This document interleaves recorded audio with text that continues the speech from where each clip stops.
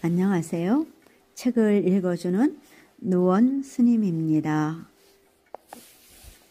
경봉 스님의 생활도담, 사바를 무대 삼아 멋지게 살아라. 꽁이 환생한 치익 스님입니다. 치익이라는 승려가 있었다. 전생에 그는 꽁이었는데 스님이 법화경을 읽는 산중 암자 옆에 살았다. 하루는 스님의 꿈에 꽁이 봉창 밑에 나타나서 말을 하였다.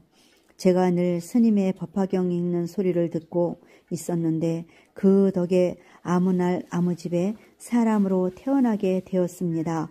스님이 그 집에 와서 보십시오. 저희 겨드랑이 밑에 꽁의 깃털이 있을 곳입니다. 그럼 꽁이었던 제가 환생한 곳임을 알 수 있겠지요. 저는 말을 못하니 스님을 보고 씩 웃거든 나인 줄 알아주십시오. 스님이 그 집에 가자 새로 태어난 아기가 스님을 보고 씩 웃는다. 또 겨드랑이 밑을 보니 꽁의 깃털이 하나 있었다. 그래서 그 아이 부모에게 청하였다. 이 아기가 크거든 내 상자로 주시오. 부모가 승낙을 하자 7살이 되었을 때 아이를 데리고 와서 상자로 삼고 이름을 치익이라고 지어주었는데 치익은 중노릇을 매우 잘하였다고 한다. 여기까지입니다. 다음은 거기가 어딘 줄 알고 들어가느냐. 예전에 어떤 사람이 죽었는데 당나귀 몸이 아주 장엄이 잘된 누각으로 보여서 들어가려고 하였다. 그때 천도를 하러 왔던 스님의 눈에 그 모습이 보여서 호통을 쳤다. 살아생전에 대승법문을 들은 내가 거기가 어딘 줄 알고 들어가느냐? 곧 죽어서 당나귀의 몸에 들어가서 축생으로 태어나게 되었는데 대승법문을 들은 덕분에 구제를 받았다는 것이다. 그런데 근래에 실제로 이러한 일이 있었다. 근대의 선불교를 중흥시킨 분으로 추앙받는 1846년에 태어나시어 1912년에 열반에 드신 경호 선사 스님입니다.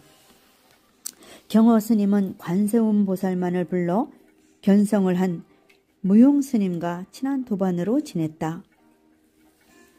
두 분 스님은 천안 광덕사의 태화 점안식 증명법사로 초대를 받았다. 그리고 점안식 후에 받은 보시금으로 주막에 들어가서 마음껏 먹었다. 그때 무용 스님이 말하였다. 이제 구하러 가자. 송광사로. 송광사에 도착하자 무용 스님은 조실방 앞으로 가서 크게 외쳤다. 동고당! 동고당! 동고당! 이렇게 조실 스님의 이름을 3번 크게 부르고 또 소리쳤다. 한평생 죽노릇을 하니가 어찌 까치집으로 들어가려고 하느냐? 까치 새끼가 되고 싶으냐? 무용 스님은 주장자로 마룻장을 쾅쾅 울린 다음에 경호 스님과 송광사를 떠나갔다.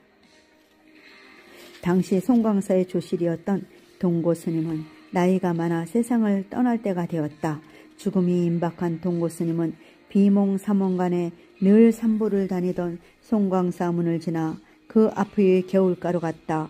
그런데 난데없는 누각이 보였고 울긋불긋한 옷을 입은 사람들이 풍악에 맞추어서 노래를 부르면서 즐겁게 놀고 있다가 누각에서 내려오는 곳이었다. 그래서 동고 스님이 물었다. 무슨 일이 있기에 풍악소리, 노랫소리, 웃음소리가 끊이지를 않소? 아미타불이 현신하여 설법을 하고 계시오. 평생에 극락왕성을 원했던 동고 스님은 귀가 확 뚫렸다. 아, 나도 들어가서 법문을 들어야지. 스님이 누각의 계단을 막 올라가려고 하는 그 순간 뒤에서 험상궂게 생긴 한 승려가 나타나서 호통을 쳤다. 한평생 죽노릇을 한 이가 어찌 까치집으로 들어가려고 하느냐? 까치 새끼가 되고 싶으냐?